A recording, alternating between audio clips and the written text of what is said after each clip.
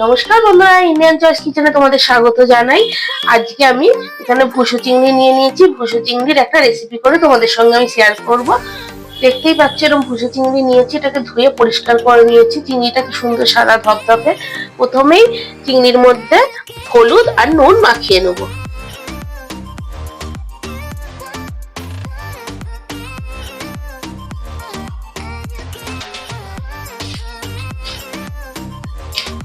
এই নুন হলুদটা মাখিয়ে চিংড়িটাকে 5 মিনিট রেস্টে রাখবো।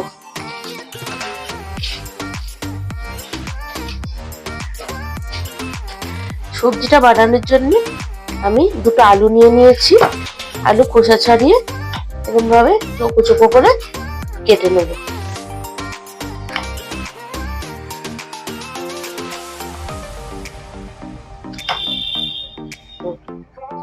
এরকম ভাবে ছোট ছোট করে পুরো আলুটাকে কেটে নেব। আর বেশ কিছুটা পেঁয়াজ কলি নিয়ে নিয়েছি। পেঁয়াজ কলিগুলোকে এরকম ভাবে প্রথমে তলাটা কেটে অল্প করে বাদ দিয়ে দেবো, দিয়ে এরকম ছোট ছোট করে কেটে নেব।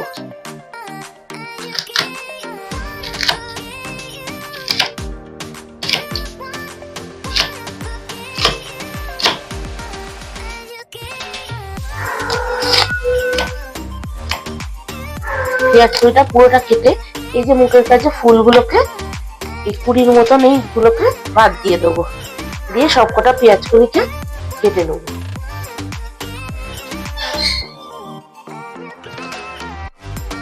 সব আলুগুলো আর পেঁয়াজ কলিগুলো কাটা হয়ে গেছে। গ্যাসে কড়াই বসিয়ে দিয়েছি। আমি এই শুকনো কড়াইয়ের মধ্যেই চিংড়ি মাছগুলো দিয়ে দেবো। তোমাদের এখানে ছোট টিপস দিই। চিংড়ি মাছটা আমি তেলে ভাজতাম, কিন্তু তেলে ভাজলে অনেকটা তেল টেনে নেয়, যার জন্য যেটা শরীরের পক্ষেও ভালো না, আর তেলটা খাওয়াও ঠিক ভালো লাগে না অতটা। ওই জন্য প্রথমে শুকনো কড়াইতে নেড়ে নিলে মাছের মধ্যে অনেকটা জল থাকে, জলটা মরে যাওয়ার পর তারপরে তেল দিয়ে মাছটাকে ফ্রাই করে নেবো ভালো করে, ঝুড়ো ঝুড়ো করে।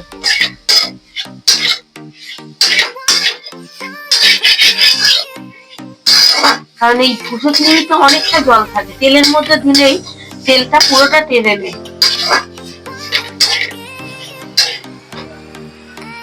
এবারে চিংড়ির কালারটা একটু লালচে হয়ে গেছে। চিংড়িটা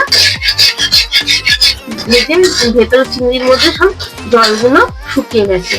এবারে কড়ার চারদিকে চিংড়িটাকে সরিয়ে নিয়ে এর মধ্যে তেল দিয়ে দেবো।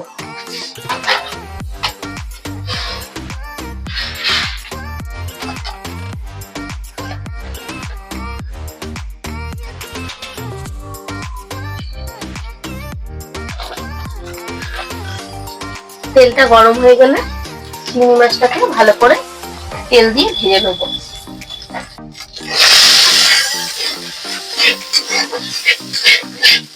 তেলটা গরম হয়ে গেছে।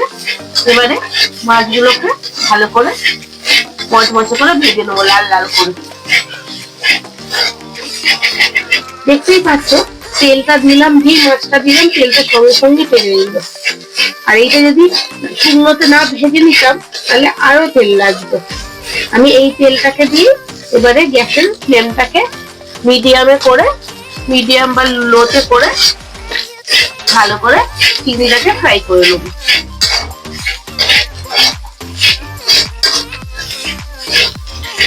এই ভুসো চিংড়ি ভালো করে না ভাজলে না আঁশটে গন্ধ বেরোয়, তখন খেতে ভালো লাগে না। কিন্তু মচমচে করে ভালো করে ভেজে নিলে খেতে খুব সুন্দর লাগে।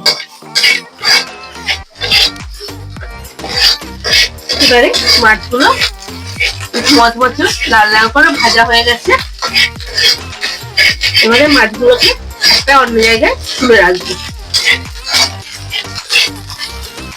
কড়াইটা মেজে নিয়ে আবার গ্যাসে বসিয়ে দিয়েছি।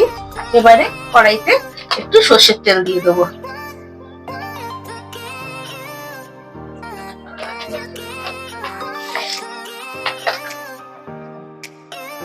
তেলটা গরম হয়ে গেছে। এবারে কেটে রাখা আলু টুকরো গুলো দিয়ে দেবো।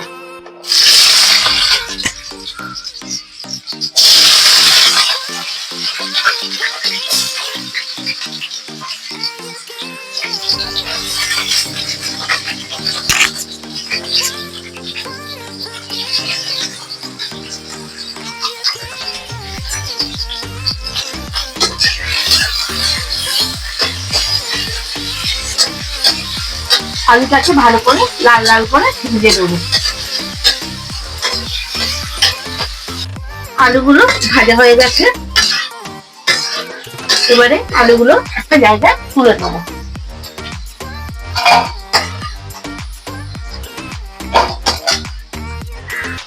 এবারে তেলের মধ্যে একটা তেজপাতা ফোড়ন দিয়ে দেবো, আর একটা পেঁয়াজটা কুচিয়েছি, কুচনো পেঁয়াজটা তেলে দিয়ে দেবো।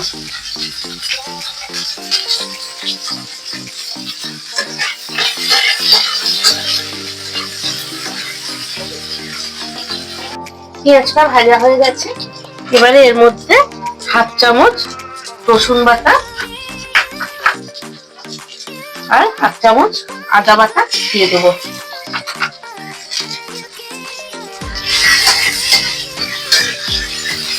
দিয়ে একটু নাড়াচাড়া করে নেবো।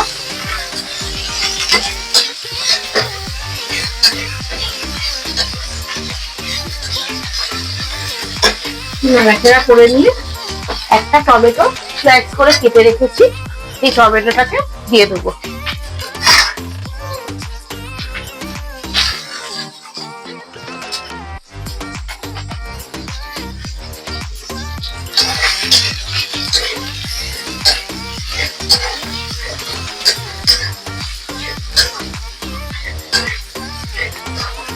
আর কিছু গুঁড়ো মশলা দিয়ে দেবো।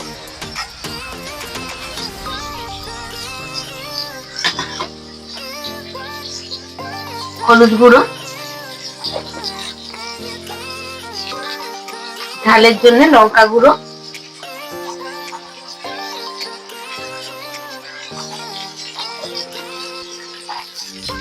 স্বাদ মতো নুন,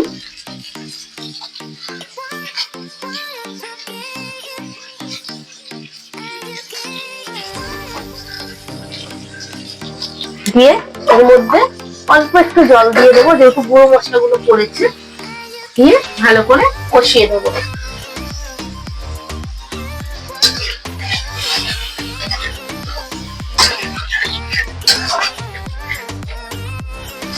মশলাগুলো কষিয়ে নিয়েছি, দেখতেই পাচ্ছ টমেটোটাও গলে গেছে, তেল ছেড়ে দিয়েছে। এবারে কেটে রাখা পেঁয়াজ কলিগুলো দিয়ে দেবো।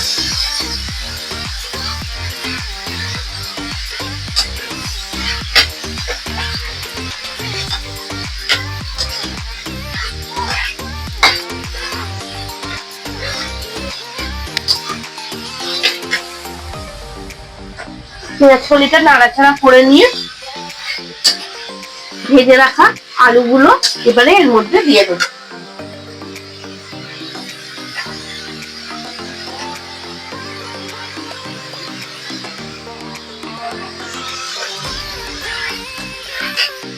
দিয়ে ভালো করে কষে নেব।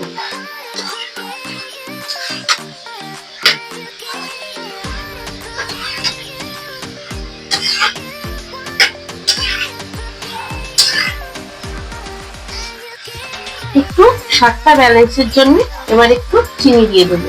এটা স্কিপ করাও যেতে পারে, কিন্তু চিনিটা দিলে স্বাদটা একটু ব্যালেন্স হয়।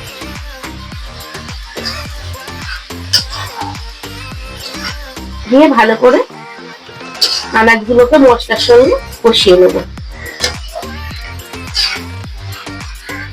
কষানোর পর অল্প করে জল দিয়ে দেবো।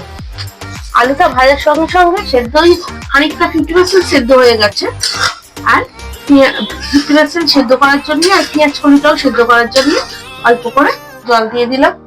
এবারে এটাকে চাপা দিয়ে দেবো।